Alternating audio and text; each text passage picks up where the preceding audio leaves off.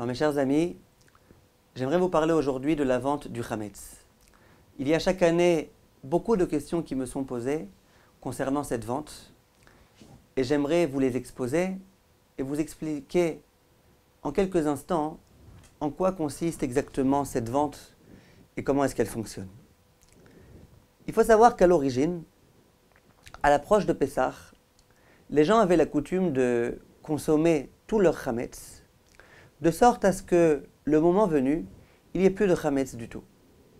Lorsqu'on n'avait pas réussi à tout consommer, on brûlait le Hametz. Au moment du fameux Biaou Hametz, on brûlait le Hametz et on faisait en sorte qu'il n'y ait plus du tout de Hametz à la maison.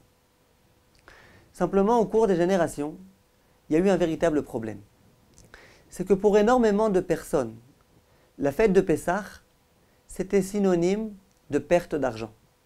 Il y a beaucoup de personnes qui appréhendaient énormément cette fête en se disant « Ouai, ouai, ouai, bientôt on va devoir perdre tout notre argent, on va devoir dilapider tout notre Hametz, le brûler complètement, c'est vraiment du gâchis. » Et les gens avaient énormément de mal à bien vivre leur Pessah à cause de cela. Ça vous rappellera peut-être des souvenirs. Je sais qu'il y a beaucoup de femmes, en particulier qui se trouvent en France, qui appréhendent beaucoup la fête de Sukkot. Pourquoi? Parce que la plupart des gens n'ont pas de soukha à la maison. Ils doivent se rendre dans la soukha communautaire qui se trouve à la synagogue. Ça veut dire devoir tout organiser, trimballer le caddie, et les enfants, et la poussette, et tout cela. Et pour beaucoup de personnes, Sukkot, malheureusement, c'est une fête un petit peu fatigante. Alors là, pareil, Pessah, ça dérangeait beaucoup les gens. C'est la raison pour laquelle nos maîtres sont venus et n'avaient pas d'autre choix que de trouver une solution magique pour pouvoir résoudre ce problème. Comment faire avec, par exemple, un commerçant qui a dans son magasin des tonnes de Hametz et qui sait très bien que si jamais il doit brûler tout son Hametz, c'est une perte d'argent considérable. Comment faire? Sont venus nos maîtres et ils ont trouvé un moyen très sérieux, un moyen qui se tient tout à fait, bien évidemment, et qui est la vente du Hametz. Avant Pessah, je vends tout mon Hametz à un non-juif. Dès lors que mon Hametz ne m'appartient plus, mais qu'il appartient au non-juif, qu'il n'est plus en mon appartenance, eh bien j'ai plus aucun problème. J'ai plus d'interdiction d'avoir du Hametz puisque c'est plus le mien, c'est celui du non-juif. Et après Pessah, le non-juif me le rend. Bien que je sais d'emblée qu'il me le rendra, dès lors qu'au moment de la vente, je ne lui ai pas dit explicitement que je souhaite qu'il me le rende, on considère que la vente est effective, la vente est valable. Voilà, très succinctement, ce qui a conduit nos maîtres à procéder à cette vente-là. Il faut savoir, mes chers amis, qu'au cours de toutes les générations, il y a des grands rabbanim qui se sont un petit peu opposés à cette vente. Pourquoi? Première raison, c'est que pour beaucoup de personnes, cette vente, c'est quelque chose de tout à fait fictif. C'est un petit peu de la blague. Il y a énormément de personnes qui viennent vendre leur Hametz en sachant d'emblée que de toutes les façons, le non-juif ne viendra pas pour le chercher, qu'il ne le récupérera pas. Il y a beaucoup de non-juifs qui, au moment où ils procèdent à cet achat, ils savent très bien que c'est de la blague. Et donc, malheureusement, si jamais l'une des deux personnes, ou l'acheteur ou le vendeur, ne sont pas sérieux au moment de cette transaction, la transaction est nulle et non avenue. Donc c'est vrai que, bien évidemment, on peut se reposer sur cette vente-là, parce qu'en principe, il faut être sérieux. En principe, au moment où je vends mon Hametz, je sais très bien que si le non-juif vient, je suis prêt à lui ouvrir toutes les portes de mes armoires pour qu'il vienne se servir du Hametz qui s'y trouve. Simplement, comme il y a des personnes qui ne sont pas capables de le faire en étant très sérieuses, il y a certains de nos maîtres qui ont refusé de procéder à cette vente. Autre raison pour laquelle certains maîtres se sont un petit peu opposés à cela, c'est que les lois qui concernent la vente du Hametz sont extrêmement complexes. Il y a tout un chapitre dans le Shulchan Aruch, le Siman Tav Memchet, dans lequel on parle de ces lois-là. C'est des lois complexes. Comment exactement on procède à l'acquisition? Est-ce qu'il faut soulever un objet? Est-ce qu'il faut lui faire acquérir un champ ou alors un immobilier? Il y a beaucoup de halachot. Or c'est vrai qu'en général, on demande à des rabbanim de procéder à cette vente. Les rabbanim connaissent bien ces halachot. Mais malgré tout, il y a tellement de conditions que certains de nos maîtres se sont dit qu'il ne faut pas se reposer sur cette vente-là. En dehors de cela, l'un des arguments du Gaon de Vilna, il disait la chose suivante. Au moment où je viens vendre mon chametz au non-juif, si jamais je lui dis, tu sais, je te vends le chametz qui se trouve, les miettes de pain qui se trouvent entre les pages de mes livres, les miettes de pain qui se trouvent sur les casseroles que je n'ai pas suffisamment bien nettoyées, est-ce qu'il y a un non-juif qui sera assez fou pour vouloir acheter ce chametz, même pour 1 euro? Personne. Et pourtant, c'est bien ce qu'on fait. On vend aux non-juifs pas simplement le grand chametz, mais aussi le petit chametz. Comment ça se fait? C'est qu'au moment où on lui vend le chametz, on lui vend aussi un terrain, un appartement par exemple. Et dès lors qu'on lui vend un appartement, quelque chose qui a de la valeur, on peut aussi ensuite au passage lui vendre aussi des petits machins qui sont insignifiants. De lui vendre que de l'insignifiant, ça ne marche pas. Mais si je lui vends quelque chose qui est très important, qui a une grande valeur, et qu'au passage je lui vends un petit quelque chose, ça fonctionne bien. Et c'est ce qu'en général on fait, au moment où on procède à cette vente, on vend aux non-juifs un terrain, et au passage, on lui vend aussi le petit chametz qui est insignifiant. Simplement, dit le Gaon de Vilna, on a un principe dans la halacha. C'est que dina de malchuta dina. Ça veut dire que les lois qui sont en vigueur dans le pays dans lequel on se trouve, ces lois-là ont force de loi. Ça veut dire que la halacha, elle tient compte des lois du gouvernement dans lequel on se trouve. Attention, pas tout le temps. Si le gouvernement nous demande de profaner le Shabbat, on n'écoutera pas. Mais concernant les lois d'achat, par exemple, concernant les problèmes d'argent, souvent, les lois qui sont en vigueur dans le lieu dans lequel on se trouve ont une certaine autorité, une certaine valeur. Et dans la mesure où dans le pays dans lequel on se trouve, il y a en l'occurrence une règle. C'est que lorsque je viens vendre à quelqu'un un appartement, il faut que je paye des impôts. Il y a tout type de timbres fiscaux, par exemple. Il faut forcément qu'il y ait un avocat qui se trouve à cet endroit-là. Alors, il faut le faire.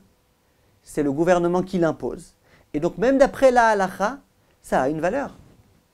D'après la halacha, en principe, on peut tout à fait procéder à une transaction sans qu'il y ait d'avocat, sans qu'il y ait d'impôts à payer. Mais vu que le pays dans lequel je me trouve l'impose, la halacha aussi l'impose. Or, en général, lorsqu'on vend le terrain à un non-juif, le non-juif ne paye pas d'impôts. En général, on le fait sans avocat. Et donc, ça remet peut-être un petit peu en question cette vente. Voilà ce que disait le Gaon de Vilna. Au passage, le Rav Sternbuch, au moment où il procède lui-même à cette vente-là, il fait en sorte à ce qu'il y ait un avocat qui se trouve. Pourquoi? Pour essayer le plus possible de faire les choses selon la halacha.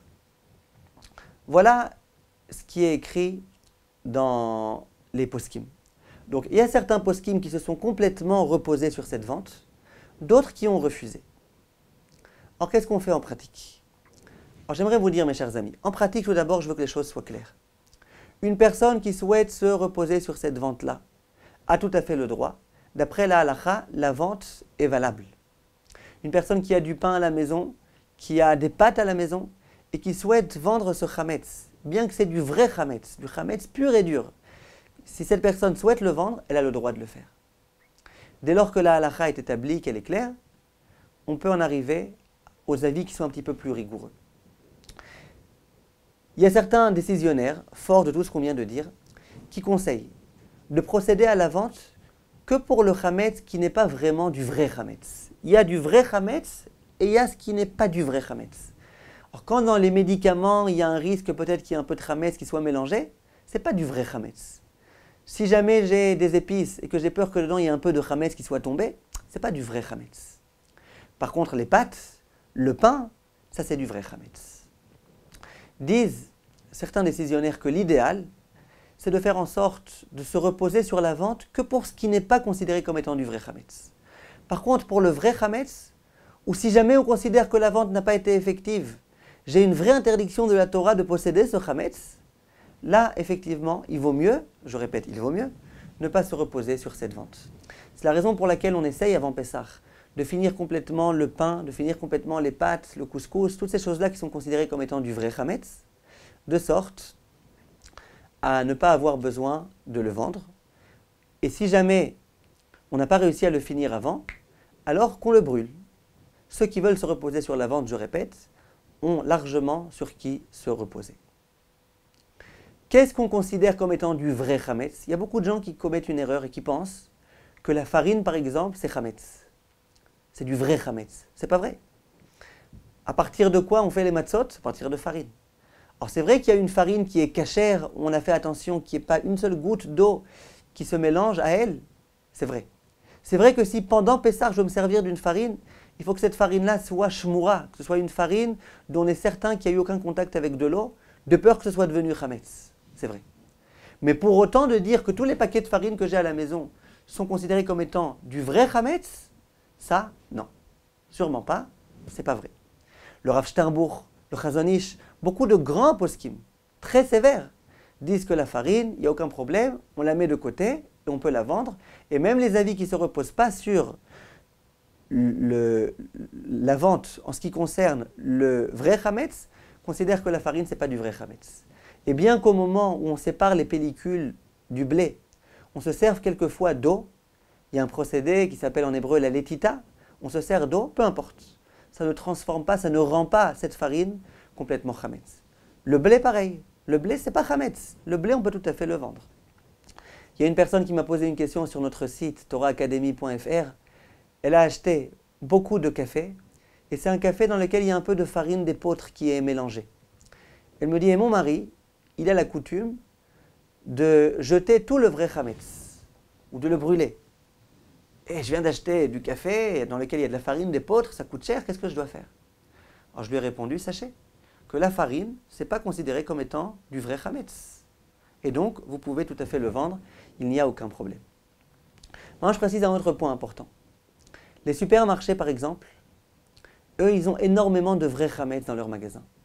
Et pour eux, c'est une grande perte d'argent de devoir se débarrasser de tout ce chametz.